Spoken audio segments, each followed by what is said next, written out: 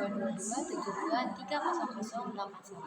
Kali ini saya akan menjelaskan beberapa manajemen yang terdapat di manajemen pendidikan merupakan sesuatu proses penataan berbagai faktor, unsur, dan aspek pendidikan.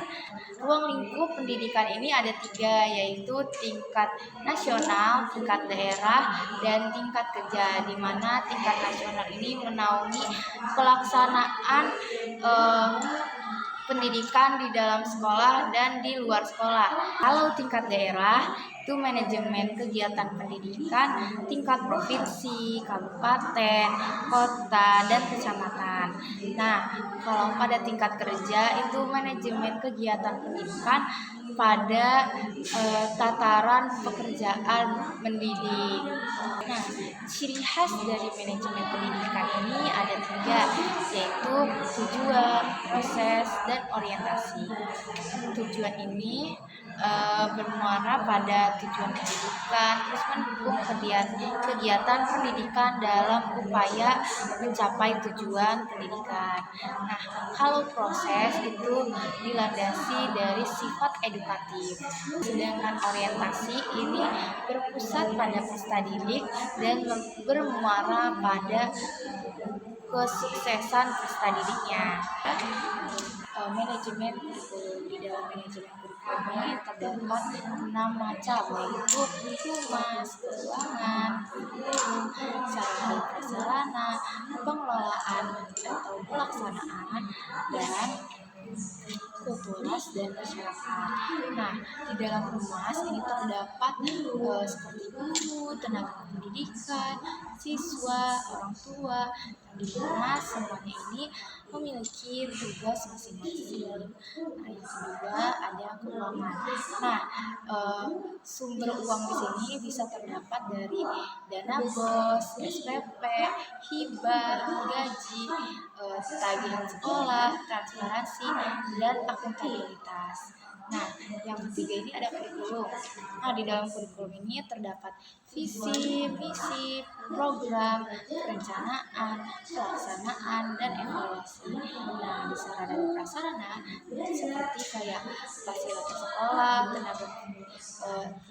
fasilitas sekolah, teknologi, gedung sekolah, ruang sekolah. Tantangan di manajemen kurikulum ini yaitu pemerataan tenaga pendidikan, di mana tenaga pendidikan sudah terlalu banyak di kota, namun di desa masih kekurangan tenaga pendidikan karena guru-guru lebih banyak yang minat di kota dibandingkan di desa. Yang kedua ada manajemen peserta didik dan sarana prasarana. Pertama, saya akan membahas tentang manajemen peserta didik. Manajemen peserta didik adalah cara sekolah mengatur peserta didik agar membimbing peserta didik supaya pembelajarannya bisa berjalan dengan baik, dengan lancar, dan tercapai tujuan pembelajarannya. Adapun prinsip dari peserta didik ini, yang pertama, peserta didik ini merupakan bagian penting yang ada di sekolah. Selain itu, kegiatan yang ada di sekolah juga harus mendidik peserta didiknya. Selanjutnya juga ada sekolah harus membuat peserta didik agar rukun dan kompak antar sesama peserta didik. Nah, selanjutnya peserta didik juga harus dibimbing, bukan hanya diatur saja. Nah, selanjutnya juga ada harus membuat peserta didik menjadi pribadi yang mandiri. Nah, yang terakhir, semua kegiatan yang ada di sekolah harus berguna buat peserta didik. Tujuan dari manajemen peserta didik ini supaya kegiatan peserta didik ini rapi, teratur, dan jelas. Selain itu juga agar peserta didiknya ini bisa berkembang dengan baik.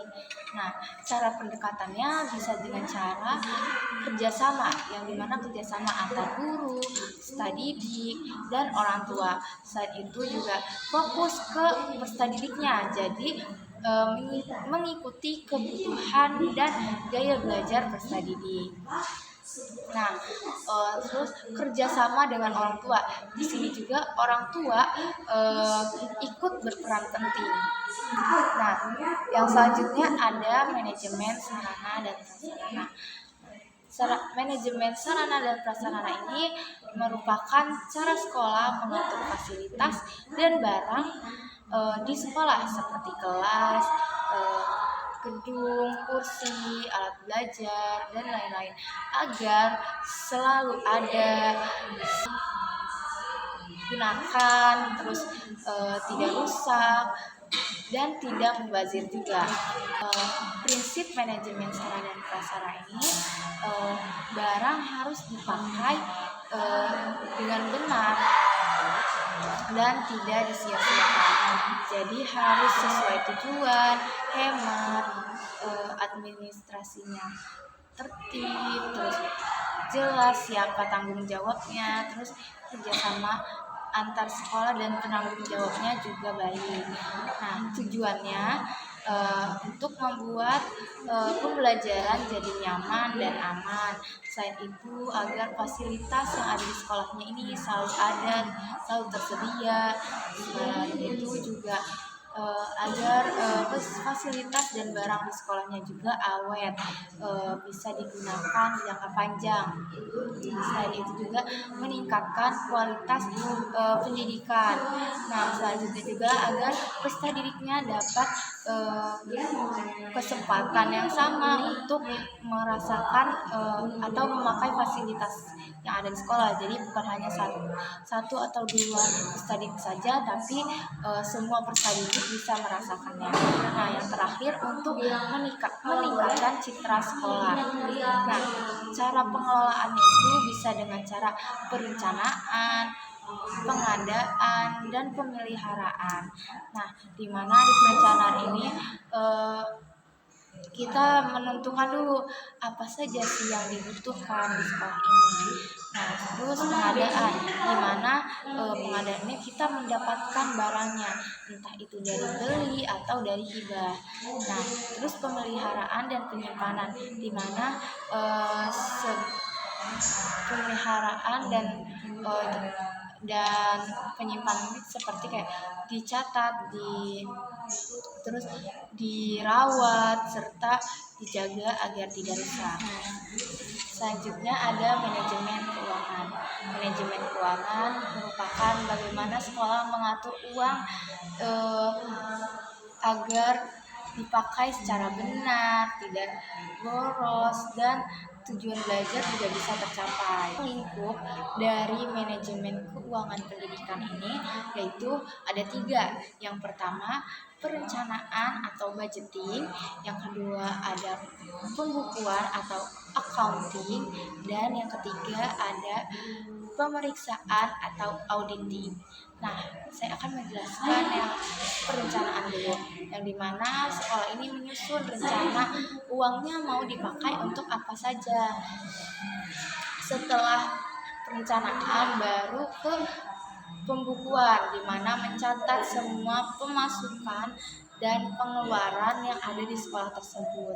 Nah, yang terakhir ada pemeriksaan, dimana mengecek ada yang salah atau enggak dari yang tadi pencatatannya, terus yang tadi perencanaannya sudah benar atau belum, untuk apa mau dipakainya. Nah, selanjutnya sumber uangnya dari mana aja sih? Dari pemerintah, orang tua, terus ada masyarakat, ada alumni, ada kegiatan sekolah, semisal kayak jualan atau kewirausahaan, terus ada dana kegiatan dan wakaf. Nah, terus selanjutnya ada prinsip dari manajemen keuangan pendidikan. Ada 2 prinsip, yaitu transparansi dan akuntabilitas. Transparansi ini jadi semua orang boleh tahu uang ini dipakai untuk apa saja dan tidak boleh ditutup-tutupi. Nah, yang kedua akuntabilitas, di mana harus bisa dipertanggungjawabkan dan tidak boleh asal pakai. Nah, yang terakhir ada efektivitas, di mana uang dipakai sesuai tujuan dan tidak boleh. Nah, selanjutnya ada manajemen pendidik dan tenaga pendidik. pendidikan. Nah, yang dimana manajemen ini mengatur orang-orang yang bekerja di sekolah. Jadi semuanya diatur seperti guru, kepala sekolah, tata usaha, pustakawan, laboran, petugas kebersihan, satpam. Jadi semua yang bekerja di sekolah itu diatur. Dari manajemen pendidik dan tenaga pendidikan itu yang pertama ada perencanaan, di mana menentukan butuh berapa guru atau pegawai. Nah, selanjutnya ada rekrutmen, di mana mencari orang untuk bekerja di sekolah. Nah, setelah merekrut tadi, kita melakukan seleksi, jadi memilih yang paling cocok yang mana untuk bekerja di sekolah tersebut.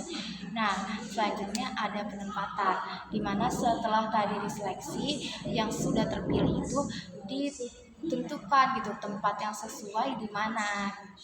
Terus ada pelatihan, jadi yang tadi sudah ditempatkan itu diberi pelatihan agar bekerja dengan baik sesuai dengan job desk-nya masing-masing. Terus ada digaji dan diberi penghargaan. Lalu yang terakhir ada penghentian jika sudah masa pensiun. Nah, tujuannya apa sih? Tujuan dari manajemen tenaga kependidikan ini agar pekerjanya ini bekerja dengan baik, sesuai dengan kemampuan, dan membuat pendidikan menjadi lebih baik. Nah, kegiatan inti dari kurikulum tenaga kependidikan ini adalah seleksi, perencanaan, dan pengembangan karir, di mana seleksi ini fase kita memilih orang yang paling cocok untuk dipekerjakan. Nah, di perencanaan ini menyiapkan kebutuhan apa saja ke depannya yang kita butuhkan. Nah, terus ada pengembangan karir. Jadi membuat guru atau pegawainya itu semakin berkembang.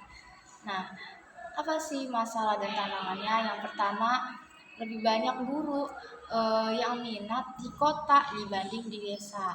Nah, selanjutnya guru juga masih banyak yang kurang paham dengan teknologi. Dan dimana pada zaman ini seharusnya para guru sudah paham gitu ya dengan teknologi. Namun pada nyatanya di zaman sekarang masih ada beberapa guru yang memang belum begitu paham dengan teknologi. Nah, terus ada gaji yang tidak merata, di mana yang seperti kita tahu gaji PNS itu lebih besar dibanding honorer. Nah, yang terakhir kebanyakan kerjaan, jadi waktu mengajar gurunya itu berkurang karena sibuk membuat laporan.